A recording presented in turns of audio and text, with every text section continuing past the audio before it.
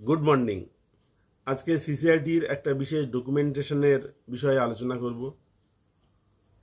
আমরা যারা বাড়ি থেকে দূরে কোথাও গিয়ে সিসিআরটি ট্রেনিং নিই, তার জন্য সরকারি নিয়মে আমরা অন ডিউটি পাই এবং আসা যাওয়ার জন্য সর্বোচ্চ এসি 3 টায়ারের ট্রেন ভাড়া পাওয়া যায়।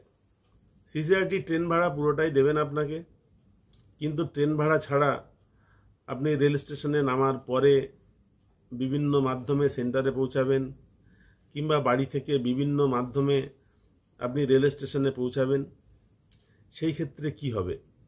সিসিআরটি বলেন তারা স্টেট বাস এর ভাড়া দেবেন, বা সরকারি অন্য কোনো মাধ্যম থাকলে সেই ভাড়াটা দেবেন, লোকাল ট্রেনের ভাড়া দেবেন।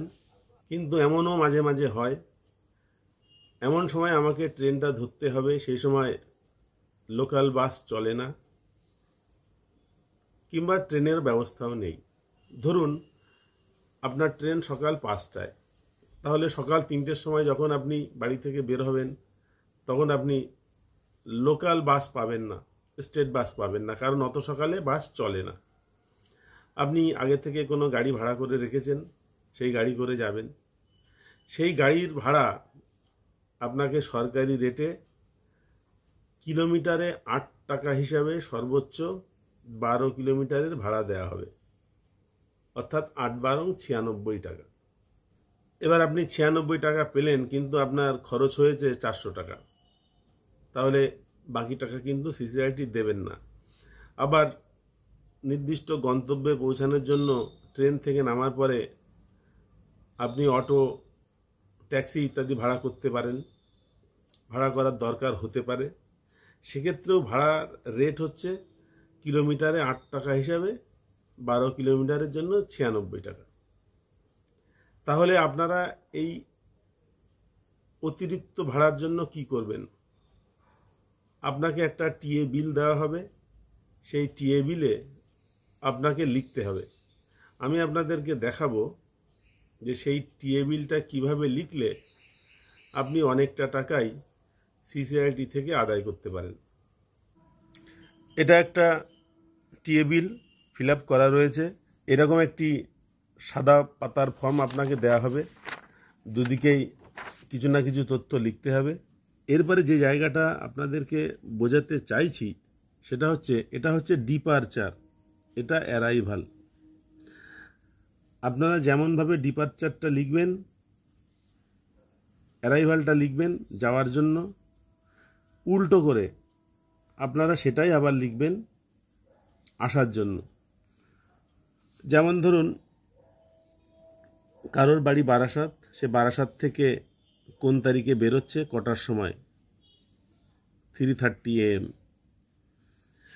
এবং বাড়ি থেকে বেরিয়ে প্রথম কোন স্টপেজে সে যাচ্ছে, কোন স্টপেজে নামছে, নেমে আর একটা মোড অ্যাভেল করছে। আপনারা এই জায়গাটায় একটু ব্রেক দেবেন। যারা এত সকালবেলায় বাড়ি থেকে বেরোবেন এবং ট্যাক্সি করে যাবেন, আপনাকে তো ট্যাক্সির ভাড়া দেবে না। সুতরাং আপনারা বারাসাত থেকে Barasat railway station, Barasat railway station থেকে মধ্যমগ্রাম, মধ্যমগ্রাম থেকে দক্ষিণেশ্বর, দক্ষিণেশ্বর থেকে হাওড়া, এরকমভাবে আপনারা ব্রেক দেবেন। প্রত্যেকটা ব্রেকে কিন্তু ওই 98 টাকা ম্যাক্সিমাম পাবেন। সুতরাং আপনার যে টাকাটা খরচ হবে, বাড়ি থেকে হাওড়া স্টেশন অবধি যেতে যদি 400 টাকা খরচ হয় গাড়িতে, সেইটাকে আপনারা 4 ভাগে ভাগ করে দেবেন, যাতে ওরা 96 টাকা হিসাবে 4 বার দেন এবং আপনার টাকাটা উঠে আসে। এইভাবে আপনারা ব্রেক দেবেন। যারা প্লেনে যাবেন, ফ্লাইটে যাবেন, তাদেরকে প্লেনের ভাড়া দেবে না। এছাড়া যারা এসি 2 টায়ারে যাবেন, তারা এসি 3 টায়ারেরই ভাড়া পাবেন, অতিরিক্ত খরচ আপনাকে দেবে না। যারা ফ্লাইটে যাবেন তাদেরকে কিন্তু ফ্লাইটের ভাড়া দেবে না। ওই ফ্লাইটের পরিপূরক হিসেবে রেলের সর্বোচ্চ যে ভাড়াটা হওয়া উচিত সিসিআরটির নিয়মে, সেটাই আপনাকে দেয়া হবে। যেভাবে আপনি বাড়ি থেকে বেরিয়ে ধাপে ধাপে সেন্টার পর্যন্ত যাবেন, একই রকমভাবে উল্টো দিক থেকে লাস্ট লাইন, প্রথমে তারপরের লাইন, তারপরে তার আগের লাইন, তারপরে এইভাবে আসাটাও একই রকমভাবে লিখবেন। আসার সময় আপনি একেবারে টাইম টু টাইম মেলাতে পারবেন না। যাওয়ার সময় আপনি গেছেন, আপনার টাইমে মিলবে, কিন্তু আসার সময় আপনি সেইভাবে মেলাতে পারবেন না। তবে দুটো টাইমের মধ্যে যে গ্যাপ, মোটামুটিভাবে অ্যাভারেজ, সেই গ্যাপটা রেখে আপনারা ফিল আপ করে দেবেন। এবং এই টিএ বিলের সঙ্গে আপনার যাবতীয় টিকিটগুলো কিন্তু গেঁথে দেবেন। ট্রেনে গেলে ট্রেনের ওয়ার্ড জার্নি, তার আসল টিকিটটা গেঁথে দিতে বলেন। এখন যেহেতু বেশিরভাগই নিজের মোবাইল থেকে টিকিট কাটেন এবং তারপরে প্রিন্ট করে নিয়ে যান, সুতরাং ওই টিকিটের একটা এক্সট্রা কপি আপনি এর সাথে গেঁথে দেবেন। যারা প্লেনে যাবেন তারা যাওয়ার সময় প্লেন থেকে নামার পরে যে বোর্ডিং পাসটা থাকবে, সেই বোর্ডিং পাসটা এর সাথে অরিজিনাল গেঁথে দেবেন। যারা কাউন্টার থেকে টিকিট কাটবেন তারা অরিজিনাল টিকিটটা যাওয়ার সময়টা গেঁথে দেবেন। আসারটা আপনি দিলে তো আসতে পারবেন না, সুতরাং আসার ক্ষেত্রে আপনি জেরক্সটা দিয়ে দেবেন। এই জন্য যে টিকিটগুলো আপনি নিয়ে যাবেন, যে টিকিট আপনার লাগবে, তার 1 কপি 2 কপি করে আপনি জেরক্স কিন্তু করিয়ে নিয়ে যাবেন। প্লেনের ভাড়ার ক্ষেত্রে আপনাকে ট্রেনের ভাড়াই দেওয়া হবে, AC 3 ভাড়া। এটা হচ্ছে প্রথম পাতা। এখানে প্রত্যেকটা ধাপে কত টাকা, কী মোড ব্যবহার করেছেন, ডিস্ট্যান্স কত, খরচ কত, এগুলো সবই লিখতে হবে। আসারটার ক্ষেত্রেও তাই, উল্টো দিক থেকে লিখবেন। আর উল্টো দিকে আপনাকে সই করতে হবে 3টে জায়গায়, আর এ পাশে আর একটা, 4টে জায়গায় সই করতে হবে। যারা প্লেনে যাবেন তাদের পেছনের পাতায় 4টে সই হবে, যারা প্লেনে যাবেন না, ট্রেনে যাবেন, তাদের একটা সই হবে না। আর সামনের দিকে আপনাদেরকে সই করতে হবে একটা। এখানে রেভিনিউ স্ট্যাম্প লাগিয়ে সই করতে বলে, নিয়মে তাই আছে, কিন্তু যেহেতু আপনাকে হাতে হাতে টাকাটা দেয়া হবে না, সেই জন্য রেভিনিউ স্ট্যাম্প লাগানো হবে না।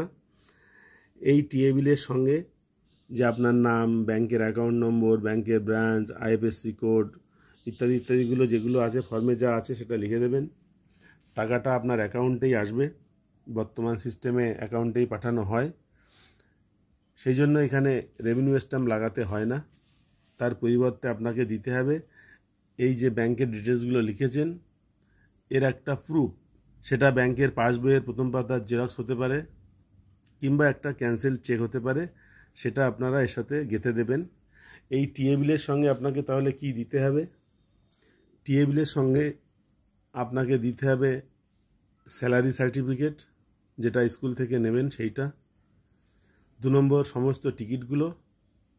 3 নম্বর একটা ক্যান্সেল চেক বা তার জেরক্স, বা ব্যাংকের প্রথম পাতার জেরক্স, যেখানে IFSC কোড, ব্যাংকের ব্রাঞ্চ ইত্যাদি পরিষ্কার করে উল্লেখ করা আছে, নাম উল্লেখ করা আছে, আর এই ফর্ম। এই কটা জিনিস দিতে হবে আপনাকে টিএ বিল ফিল আপ করার সময়। যদি কারো কোনো কোথাও বুঝতে অসুবিধা হয়, এই ভিডিওর কমেন্ট বক্সে লিখে দেবেন, আমি উত্তর দিয়ে দেব। আর আপনার কোনো মতামত থাকলে এই ভিডিওর কমেন্টে লিখে দেবেন। আজকের ভিডিও এখানেই শেষ করছি। ভিডিও দেখার জন্য সকলকে ধন্যবাদ। নমস্কার।